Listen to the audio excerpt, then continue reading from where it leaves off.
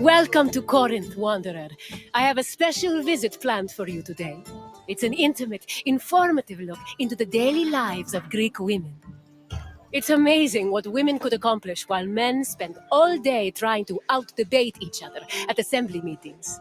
Their work should be far more appreciated on the whole, but we're going to acknowledge that now. Corinth was one of the largest cities in ancient Greece. It had an estimated population of 90,000 in my times, and much of that population was made up of women. This tour will shine a light on those women and look at how they lived on a day-to-day basis. Look for me when you're done with your visit, and we can discuss things further.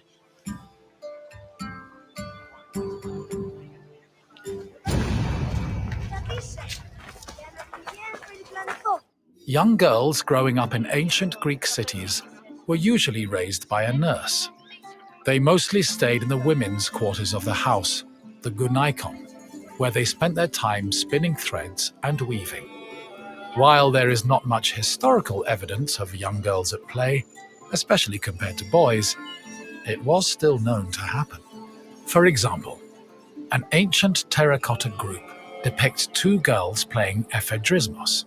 This was a competition to see who could strike an upright rock from afar using a pebble or ball.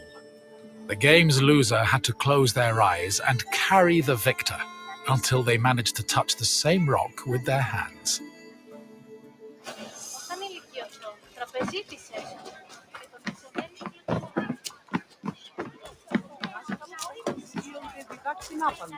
For a young Greek woman, marriage was the culmination of their induction into society.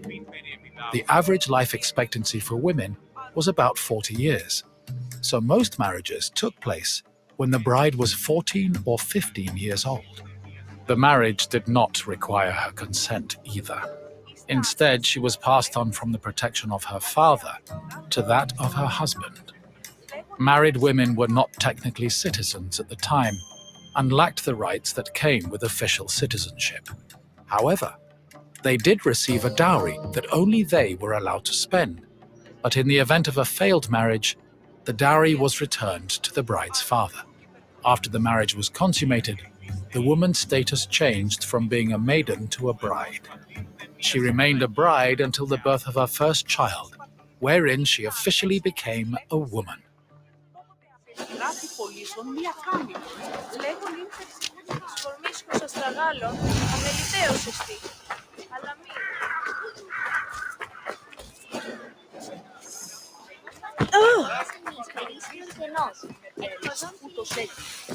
Women living in ancient Greek cities were essentially forbidden from participating in political life, and most aspects of their lives were controlled by men.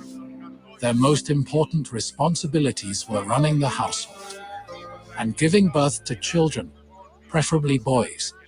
Most of the time, women's excursions outside of the house were limited to visiting other female neighbors, as per custom. The few exceptions to this strict rule were weddings, funerals, and religious festivals involving women in prominent public roles. Προείπονση περιαγίων, την ατούτων δίνεν το ανεσπασμένα, αλλά όμως η δέτα στη μάση. Α, ίσως και την αικιακά, Ανεμοντιώτης ο άνθρωπε! Making textiles was the main occupation of most Greek women. It was a woman's responsibility to manufacture clothing for each of her family members, as well as to weave other household textiles.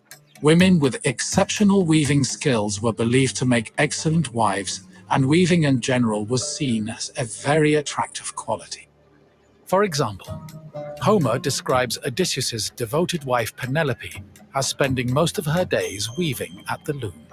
Similarly, many Greek vases depicting women weaving were combined with images of a woman holding a veil, which was seen as the symbol of a bride.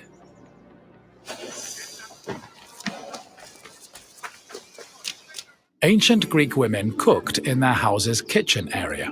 However, since their cooking equipment was small and portable, they also sometimes prepared meals in the central courtyard. This was also where women performed other domestic activities.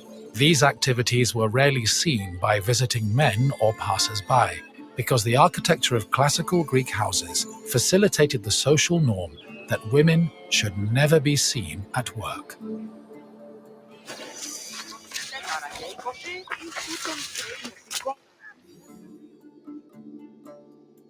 The historian Strabo relays that the Temple of Aphrodite was one of Corinth's most famous landmarks. This was largely due to the temple's female patrons.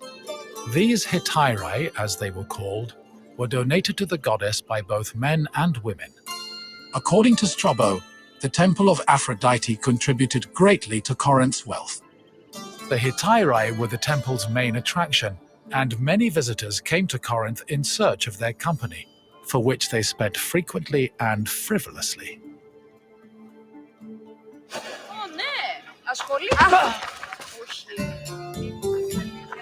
Hello again, Wanderer. I hope your visit was an interesting one. Greek women lived very restricted lives compared to men, but throughout it all, they held on to their strength and dignity. Is there anything else you'd like to do? Feeling up for a test? Excellent! Let's begin with an easier question. What was the name of the women's quarters in a Greek home?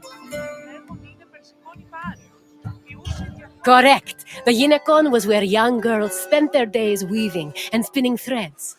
On to the next question. The Corinthian temple said to employ the Hetera was dedicated to which god? Correct. Aphrodite was the goddess of love and passion, so it's only fitting her temple served such an amorous purpose. We're almost done. Just one more question. What was the name of Odysseus' wife? Yes, Penelope was Odysseus' loyal wife, who kept at her weaving while waiting for her husband to return from war. You passed the test, Wanderer. Congratulations. Then farewell, Wanderer, and thank you for visiting this great place.